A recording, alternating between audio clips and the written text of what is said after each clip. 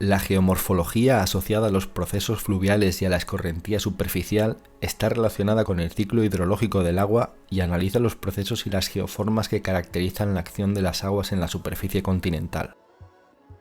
Los sistemas fluviales son los principales agentes modeladores del paisaje en la mayoría de las regiones. Su presencia y actividad dependen por un lado de su régimen de alimentación pluvial y por lo tanto está condicionada por el clima, por lo que en algunas regiones hiperáridas o que permanecen congeladas pueden tener una importancia nula. Además, es necesario considerar el relieve preexistente, ya que determina la energía del flujo fluvial y de ahí los procesos de erosión, transporte y sedimentación, pudiendo darse distintos tipos de accidentes geográficos fluviales. El clima condiciona tanto el volumen del caudal del curso fluvial como la constancia de este, pudiendo haber cursos permanentes, para los cuales se emplean términos como río, arroyo, etc., y cursos intermitentes, que solo transportan agua en periodos de lluvia o deshielo, y que reciben nombres como torrentes, ramblas o wadis. La pluviosidad es mínima en zonas polares y en regiones áridas, mientras que en zonas templadas de latitudes intermedias puede ser abundante, alcanzando sus máximos en las regiones tropicales. A su vez, la temperatura va a ser un condicionante para los procesos de evaporación, la cual es máxima en las regiones áridas, causando que sus tasas de evaporación sean mayores a las de precipitación, mientras que, en contraste, las precipitaciones en regiones tropicales superan por mucho el volumen de agua evaporado. Es por esto que los ríos de grandes caudales son más frecuentes en zonas templadas y sobre todo en las tropicales, mientras que en regiones áridas son más comunes los caudales intermitentes. Por su parte, en zonas frías, gran parte del agua se encuentra congelada debido a las bajas temperaturas, dando lugar a la formación de glaciares, y en las zonas distales a estos existen ambientes fluvioglaciares, alimentados principalmente por la fusión del hielo. El derretimiento de la nieve también aporta importantes volúmenes de agua en determinados sectores, como los de montaña.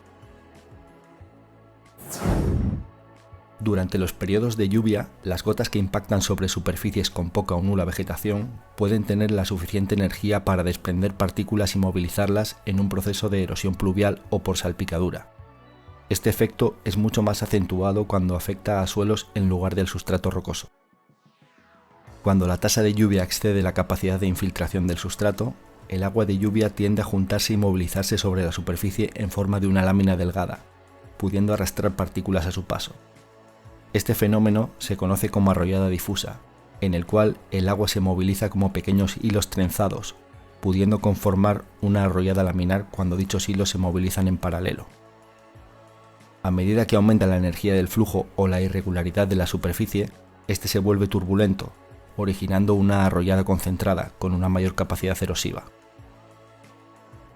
Esta arrollada concentrada da lugar a la formación de regueros, que son incisiones de pequeños canales en el sustrato de hasta unas pocas decenas de centímetros, mientras que la arrollada difusa se manifiesta con una erosión laminar y homogénea en las áreas de interregueros.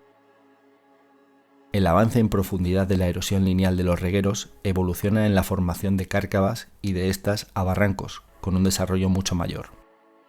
Estas formas ocurren con mayor frecuencia en regiones semiáridas, con poca cobertura vegetal y sustrato relativamente blando, pero no exclusivamente. A partir de estos mismos procesos, la erosión diferencial puede conducir a la formación de chimeneas de hadas o hoodoos. Son columnas o pináculos cuya base está constituida por rocas débiles, mientras que en su parte superior la roca es más resistente, protegiendo los materiales bajo ella de los efectos de la erosión. Finalmente, el agua que durante los eventos de lluvia y de arrollada no se ha infiltrado al interior de los suelos y rocas, o bien se ha evaporado, discurren hasta encauzarse en los cursos fluviales. Además, parte del agua infiltrada puede volver a la superficie alimentando estos cursos y viceversa, manteniéndose un continuo equilibrio dinámico entre aguas superficiales y subterráneas. Estas aguas van discurriendo a favor de la pendiente y agrupándose en caudales generalmente cada vez mayores, conformando redes de drenaje superficiales que vierten su contenido al mar o a un lago, o bien, menos frecuentemente, pueden llegar a desaparecer con altas tasas de evaporación o infiltración. Las redes de drenaje permiten definir la cuenca hidrográfica, que corresponde al área drenada por un único sistema o red de drenaje, estando separada de otras cuencas por una divisoria de aguas que está configurada por el relieve. Cuando las redes de drenaje vierten su contenido al mar, las cuencas se denominan exorreicas. Dichas redes drenan casi un 70% de la superficie continental. Mientras que, si el drenaje es hacia el interior del continente, por ejemplo en lagos o salares, se conocen como cuencas endorreicas. En el caso de que el caudal de agua desaparezca sin desaguar, ya sea por infiltración o evaporación, se denominan cuencas arreicas, lo que puede ocurrir en zonas áridas y en ocasiones en algunos terrenos kársticos.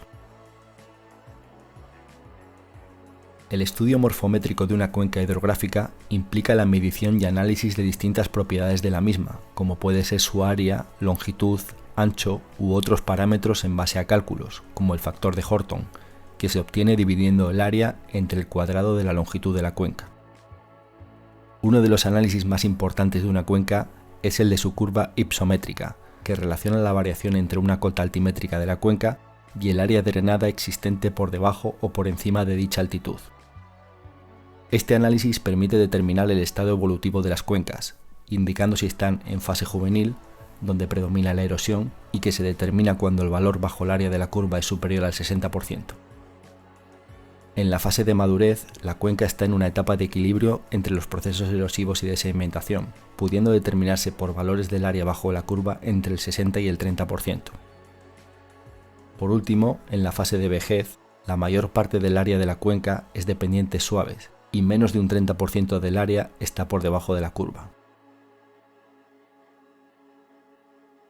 El relieve de una cuenca hidrográfica está formado tanto por los valles que conforman la red de drenaje como por las montañas, llanuras de inundación, mesetas y demás superficies. La parte más baja del valle por la que circula el agua, ya sea de forma permanente o intermitente, se denomina vaguada o talweg. El espacio intermedio entre dos vaguadas contiguas corresponde al interfluvio y comprende la divisoria de aguas o de drenaje que representa la línea que une las zonas más elevadas entre vaguadas, y las vertientes que corresponden a las laderas o escarpes a ambos lados de la divisoria. De esta forma, el agua de lluvia que cae en vertientes opuestas de una divisoria de drenaje fluye en direcciones diferentes hacia vaguadas separadas. En zonas montañosas, un collado o puerto de montaña corresponde al punto más bajo de una línea de cumbres comprendido entre dos elevaciones o picos, presentando una morfología en silla de montar. Existen numerosos tipos de redes de drenaje según cómo vayan coalesciendo los cauces fluviales y la morfología que adquieren. Estos patrones, además de causados por la propia dinámica fluvial, son el resultado del comportamiento frente a la erosión de las distintas litologías y de sus estructuras, como la estratificación, los plegamientos, las fallas y sistemas de diaclasas. Veremos a continuación algunos de los más frecuentes. Las redes dendríticas son las más comunes y se caracterizan por mostrar una ramificación arborescente en la que los tributarios se unen a la corriente principal formando ángulos menores a 90 grados. Esta distribución denota una notable falta de control estructural. Las redes radiales forman drenajes que se caracterizan por una red de canales que divergen procedentes de una zona central elevada. Volcanes y montes isla suelen presentar este tipo de drenaje. Las redes rectangulares presentan tributarios uniéndose con las corrientes principales en ángulos casi rectos. Estas redes están controladas por sistemas de diaclasas o fallas en las rocas. Las redes anulares muestran una distribución concéntrica de sus cauces debido a la existencia de fracturas con esta distribución. Estas pueden darse en torno a una zona elevada, como un domo, o bien respecto a zonas deprimidas que actúan como cuencas endorreicas. Las redes paralelas se caracterizan por presentar los tributarios uniéndose a los de mayor orden con ángulos muy bajos. Aparecen en regiones de moderada a fuerte pendiente y con control estructural por fracturas predominantes en una única dirección. Las redes en enrejado presentan tributarios que se unen al río principal casi en ángulo recto y a su vez presentan tributarios que se unen a estos con ángulos similares, por lo que estos últimos serán paralelos al río principal. Este tipo de red refleja un marcado control estructural sobre las corrientes superficiales. El perfil longitudinal de un río representa su curso desde su nacimiento o cabecera hasta su nivel de base o desembocadura.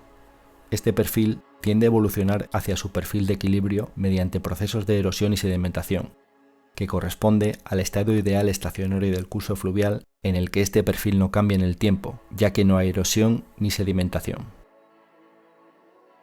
El perfil longitudinal del río corresponde a una curva cóncava, que puede estar accidentada por diversas rupturas de pendiente que se denominan nick points y están asociadas a accidentes como rápidos y cascadas. Estos nick points pueden generarse por distintos factores, como el movimiento de bloques por fallas, tener un origen litológico causado por la presencia de materiales con distinta resistencia, o bien deberse a variaciones del nivel de base, que a su vez pueden estar originadas por levantamientos tectónicos o isostáticos o por variaciones en el nivel del mar. En la zona de cabecera de estos perfiles, las pendientes son mayores y se van suavizando hasta ser prácticamente nulas en la zona de desembocadura. Asociado a estos cambios de pendiente, existe una variación en la velocidad de flujo del caudal de agua y por ende de su capacidad de erosión y competencia, es decir, el tamaño máximo de clastos que es capaz de transportar. De este modo, en los cursos superiores del río, la velocidad del agua será muy alta, por lo cual tendrán una mayor capacidad erosiva y de transporte de carga. En el curso medio del río se dan tanto procesos de transporte como de erosión y sedimentación, pudiendo estar próximos al equilibrio y asemejarse a un estadio estacionario en su perfil. Mientras que en el curso inferior, debido a su bajísima pendiente y por tanto velocidad de flujo, los procesos de sedimentación son dominantes, pudiendo depositarse enormes volúmenes de sedimentos en su desembocadura, formando deltas o dar origen a estuarios. Alrededor del 80% del material movilizado por los sistemas fluviales lo hace en forma sólida, mientras que el 20% restante lo hace en solución. El perfil transversal de los valles también varía con relación al perfil longitudinal. En la zona de cabecera, los cauces se caracterizan por ser angostos y las morfologías de los valles en V. En el tramo medio e inferior, los valles son en artesa, es decir, amplios y de fondo plano, y los cauces son más anchos.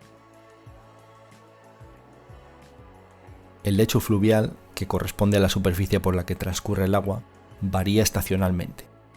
Durante el periodo de estiaje, es decir, cuando las lluvias son más escasas o hay sequía, el agua transcurre por el canal de estiaje, que representa el lecho mínimo ocupado por el río. Durante periodos de pluviosidad normal, el caudal es intermedio y discurre por un lecho menor. Cuando hay una alta pluviosidad o procesos de deshielo, el lecho mayor del río queda cubierto por las aguas, alcanzando los caudales promedio máximos anuales. Por último, en periodos extraordinarios de grandes avenidas, el río ocupa el lecho mayor esporádico, cubriendo la llanura de inundación.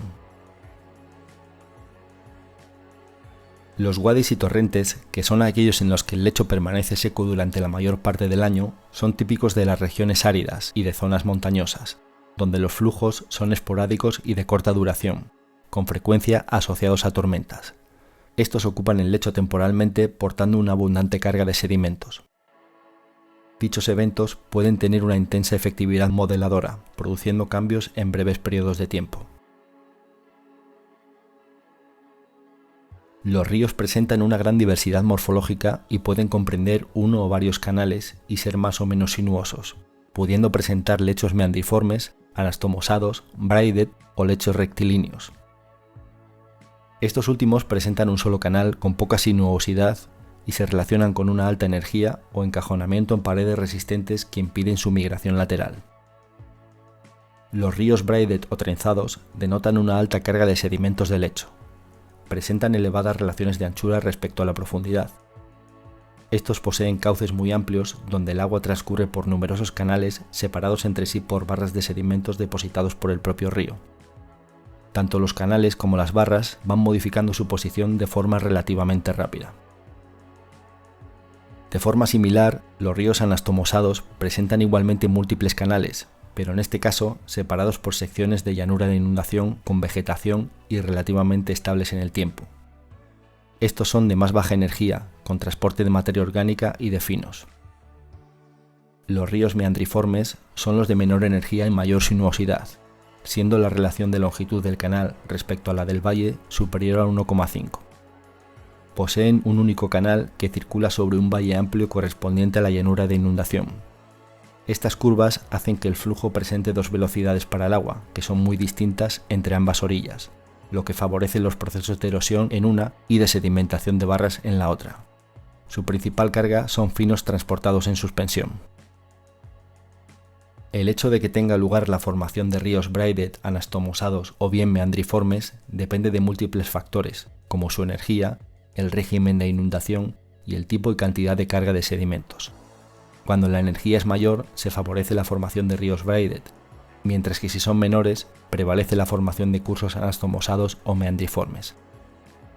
Los ríos en sus tramos inferiores son por lo general meandriformes, pero si están fuertemente cargados con sedimentos y tienen altos caudales, presentan morfologías braided. Los ríos tienen una importante capacidad modeladora del relieve, siendo uno de los principales agentes geomorfológicos de la superficie terrestre. Estos pueden generar erosión vertical de sus lechos e igualmente lateral, además de movilizar enormes volúmenes de sedimentos que son depositados durante su curso o en la desembocadura. Estos procesos están condicionados por la energía potencial del río, por tanto, se relacionan con la diferencia de elevación entre su cabecera y su nivel de base. Esta energía potencial se transforma en energía cinética dando lugar a la erosión, transporte y cuando la energía disminuye a la sedimentación. En la segunda parte de este tema, veremos los modelados característicos de los sistemas fluviales debidos a los procesos erosivos y de sedimentación.